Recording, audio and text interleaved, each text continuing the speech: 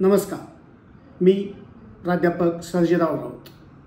आज एक वेगळा विषय घेऊन तुमच्या समोर येतोय। धोका ओळखा। हा धोका फक्त मुलांसाठी नाही तर आपणा सगळ्यांसाठी आहे। तुम्हाला माहित आहे, भारतीयांचा स्क्रीन टाइम हा जवळपास दररोज 7 तासांच्या आसपास आहे। वय वाढतं तसा हा स्क्रीन टाइम पण वाढतो। यामध्ये काय केलं जातं? गेम खेळले जातात, सोशल मीडियाचा वापर होतो, रील्स बघितल्या जातात, करमणूक, शिक्षण, डेटिंग, नको त्या वयात नको ते बघणं, या सगळ्या गोष्टींसाठी हा स्क्रीन टाइम वापरला जातो। यामुळे होतं काय? आपल्या वागणुकीमध्ये बदल होतो, भावना बदलतात, समाजमन बदलतं, आरोग्य बदलतं, आपलं वर्तन धोकादायक पातळीपर्यंत जातं। परवा एक न्यूज वाचली असेल तुम्ही सगळ्यांनी, एका मुलाच्या हातातला मोबाईल आईनं काढून घेतला म्हणून त्या मुलानं खेळायची बॅट जी आहे ती आईच्या डोक्यामध्ये फिरवून मारली आणि त्या आईचा जागीच मृत्यू झाला। किती भयानक आहे हे! कशामुळं?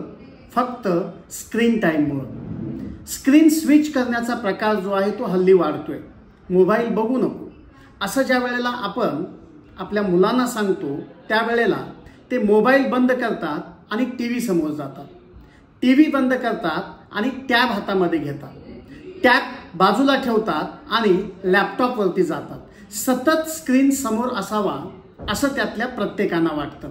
मग तो स्क्रीन फक्त मोबाईलचा नसतो, तो कधी लॅपटॉपचा असतो, कधी टॅब असतो, कधी टीव्ही असतो किंवा अजून काही असतं।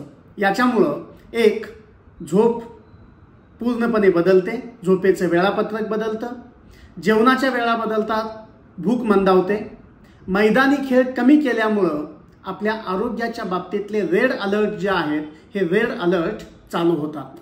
स्क्रीन बंद केली, जबरदस्ती केली तर मुलांची चिडचिड वाढते, प्रचंड राग या विद्यार्थ्यांना येतो, त्यांचं आपल्याकडं बघण्याची सिस्टीम जी आहे ती पूर्णपणे बदलते। एखादा मोठा माणूस रागानं एखाद्या माणसाकडे बघतो तशी ही मुलं आपल्या आई बाबा ताई दादांच्याकडे बघायला लागतात। रागाचा उद्रेक कधी होईल सांगता येत नाही।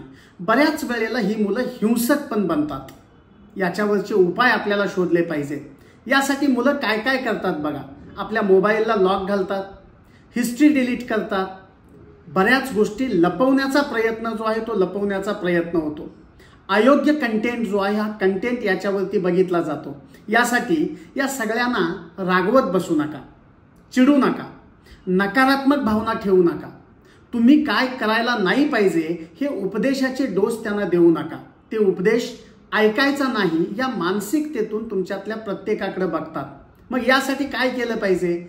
सगळ्यात महत्त्वाची आणि पहिली गोष्ट केली पाहिजे म्हणजे स्वतःचा आदर्श मुलांच्या समोर ठेवला पाहिजे। आपण स्वतः टीव्ही कमी बघा, हातामध्ये मोबाईल कमी घ्या, हळुवारपणे मुलांना समजावायचा प्रयत्न करा, त्यांच्या पाठीवरती मायेचा हात द्या, त्यानं केलेल्या छोट्या छोट्या गोष्टींचं कौतुक जे आहे हे कौतुक करा, नियमित त्यांच्यासोबत संवाद साधा। संवाद साधताना विषय फक्त अभ्यासाचा नको, अभ्यासेतर विषय जे आहेत या विषयांवरती सुद्धा त्यांच्यासोबत बोला। ज्या वेळेला आपण एकमेकांसोबत बोलतो त्यावेळेला मोबाईल आपोआप बाजूला जातो। स्क्रीन टाइम निश्चित करा, बंद करणं हा त्याच्यावरचा उपाय नाही। सध्या 2 तास 3 तास त्याचा स्क्रीन टाइम असेल तर तो स्क्रीन टाइम अगदी घड्याळी 1 तासांवरती आणा, पाऊण तासांवरती आणा, अर्ध्या तासांवरती आणा आणि मग हळूहळू त्याला कमी कसं करता येईल या दृष्टिकोनातून त्याच्याकडे बघा। डिसिप्लिन आपल्या मुलाला कशी लागेल याच्यासाठी थोडासा विचार करा, याच्यासाठी काही रूल्स बनवा आणि हे रूल्स घरातल्या सगळ्यांसाठी असू देत।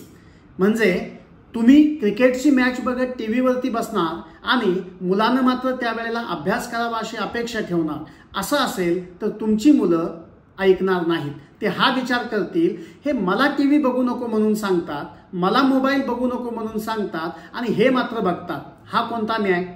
आणि मग मोबाईल बघणं, टीव्ही बघणं यासारख्या इच्छा ज्या आहेत त्या इच्छा त्यांच्या अनावर होतात। यासाठी जेही नियम आपण लावूया ते स्वतःसाठी आहेत याचा विचार जो आहे तो आपण सगळ्यांनी केला पाहिजे।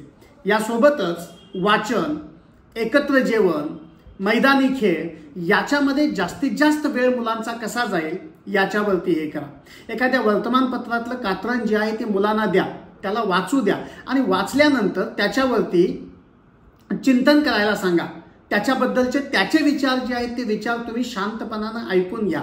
त्याच्या विचारामध्ये झालेला बदल, विचारशक्ती त्याची वाढते, या सगळ्या गोष्टी ज्या आहेत त्या आपल्याला निश्चितपणानं ऐकायला मिळतील, बघायला मिळतील. त्यामुळं याच कालावधीमध्ये हे सगळे धोके ओळखले आणि त्यासाठी आत्तापासून जर आपण प्रयत्न केले तर लगेच नाही पण काही कालावधीनंतर मात्र तुम्हाला याचे सकारात्मक फायदे जे आहेत ते निश्चितपणानं बघायला मिळतील आणि आपला मुलगा कसा बिघडलाय हे इतरांना न सांगता तो कसा सुधारलाय हे सांगण्याचा चान्स तुमची मुलं तुम्हाला निश्चित देतील. धन्यवाद.